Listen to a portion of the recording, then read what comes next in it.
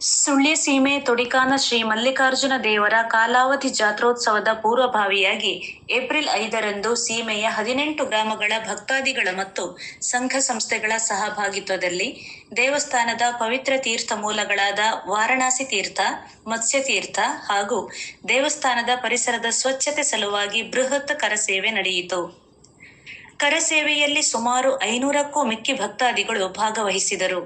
ಈ ಸಂದರ್ಭದಲ್ಲಿ ದೇವಳದ ವ್ಯವಸ್ಥಾಪನಾ ಸಮಿತಿಯವರು, ಜಾತ್ರೋತ್ಸವ ಸಮಿತಿಯವರು, ಜೀರ್ಣೋದ್ಧಾರ ಸಮಿತಿಯವರು ಸೀಮೆಯ ಹೆಚ್ಚಿನ ಭಕ್ತಾದಿಗಳು ಭಾಗವಹಿಸಿ ಕರಸೇವೆಯನ್ನು ಯಶಸ್ವಿಗೊಳಿಸಿದರು. ಈ ಸಂದರ್ಭದಲ್ಲಿ ಕರಸೇವೆಯಲ್ಲಿ ಭಾಗವಹಿಸಿದವರಿಗೆ ಜಾತ್ರೋತ್ಸವ ಸಮಿತಿಯ ಅಧ್ಯಕ್ಷರಾದ ಸಂತೋಷ್ ಕೊತ್ತಮೊಟ್ಟೆ ಕೃತಜ್ಞತೆ ಸಲ್ಲಿಸಿದರು.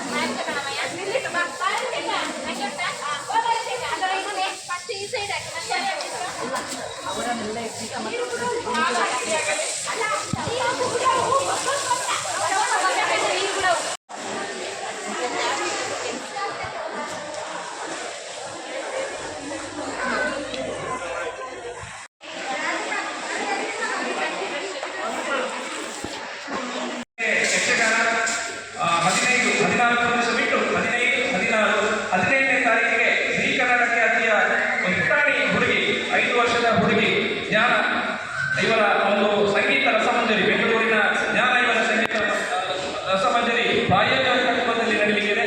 18ನೇ ತಾರೀಕಿಗೆ ನಮ್ಮೂರನೇ ಆದಂತಹ ಸವಿತಾ ಬಡಗರು ಮತ್ತು ಇತರ ತಂಡಗಳ ಒಂದು ಸಾಂಸ್ಕೃತಿಕ ಕಾರ್ಯಕ್ರಮ. 19ನೇ ತಾರೀಕಿಗೆ ಛತ್ರಪತಿ ಶಿವಾಜಿ ವಿಜಯಕುಮಾರ್ ಅವರ ನಿರ್ದೇಶನದಲ್ಲಿ ಛತ್ರಪತಿ ಶಿವಾಜಿ ನಾಟಕ ಕಾರ್ಯಕ್ರಮ ನಡೆಯಲಿದೆ. ಈ ಸಾಂಸ್ಕೃತಿಕ ಕಾರ್ಯಕ್ರಮಗಳಲ್ಲಿ ಕೂಡ ತಾವು ಹೆಚ್ಚಿನ ಸಂಖ್ಯೆಯಲ್ಲಿ ಭಾಗವಹಿಸಬೇಕು ಎಂಬಂತ ವಿನಂತಿಯನ್ನು ಮಾಡ್ತಾ, ಉತ್ಸವದ ಸಂದರ್ಭದಲ್ಲಿ ನಮಗೆಲ್ಲ ನಮ್ಮ ಮನೆಯಿಂದ ಕೊಟ್ಟಂತಹ ಹೆಣ್ಮಕ್ಳು ಇದ್ದಾರೆ, ಹೊರ ಗ್ರಾಮಗಳಲ್ಲಿ ನೆಂಟರಿಷ್ಟರು, ಅವರನ್ನು ಕೂಡ ನೀವೆಲ್ಲರೂ ಜವಾಬ್ದಾರಿಯುತವಾಗಿ ಪ್ರೀತಿಯಿಂದ ಆಹ್ವಾನಿಸಿ ಉತ್ಸವದಲ್ಲಿ ಪಾಲ್ಗೊಳ್ಳುವಂತೆ ನೀವೆಲ್ಲರೂ ವಿನಂತಿಸಿಕೊಳ್ಬೇಕು ಅಂತ ಹೇಳುವಂತಹ ವಿನಂತಿಯನ್ನು ಮಾಡ್ತಾ, ಆಗಮಿಸಿದ ಎಲ್ಲ ಭಕ್ತಾದಿಗಳಿಗೆ ಮತ್ತೊಮ್ಮೆ ಒಂದೇ ಮಾತಿನಲ್ಲಿ ಕೃತಜ್ಞತೆಗಳನ್ನು ಸಲ್ಲಿಸ್ತಾ, ಇವತ್ತಿನ ಶ್ರಮದಾನ ಸೇವೆ ಆ ಮಲ್ಲಿಕಾರ್ಜುನ ದೇವರಿಗೆ ಸಂಪೂರ್ಣವಾಗಿ ಅರ್ಪಣೆಯಾಗಿದೆ. ಆ ಮೂಲಕ ಆ ಮಲ್ಲಿಕಾರ್ಜುನ ದೇವರ ಸಂಪೂರ್ಣ ಕೃಪೆ ನಿಮಗೆ ಇರಲಿ ಅಂತೇಳಿ ಆ ಭಗವಂತನಲ್ಲಿ ಪ್ರಾರ್ಥಿಸ್ತಾ ನನ್ನ ಮಾತನ್ನು ಮುಗಿಸ್ತೇನೆ. ಧನ್ಯವಾದಗಳು.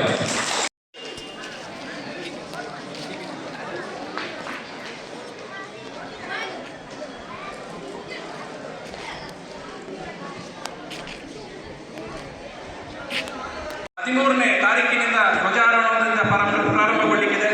ಅದರ ಮೊದಲನೇ ದಿನ 12ನೇ ತಾರೀಕಿಗೆ ನಾವು ಮತ್ತೊಮ್ಮೆ ಒಳಗಿನ ಪ್ರಾಂಗಣವನ್ನು ಸ್ವಚ್ಛಗೊಳಿಸಿ ಅಲಂಕಾರವನ್ನು ಮಾಡಬೇಕಾಗಿದೆ. ಈಗಾಗಲೇ ನಾವು ಕೇಳಿಕೊಂಡಂತೆ 12ನೇ ತಾರೀಕಿಗೆ ನಾವು ಒಂದಷ್ಟು ಮಂದಿ ಮತ್ತೆ ಈ ಶ್ರಮ ಸೇವೆಯಲ್ಲಿ ಸೇರಿಕೊಳ್ಬೇಕು.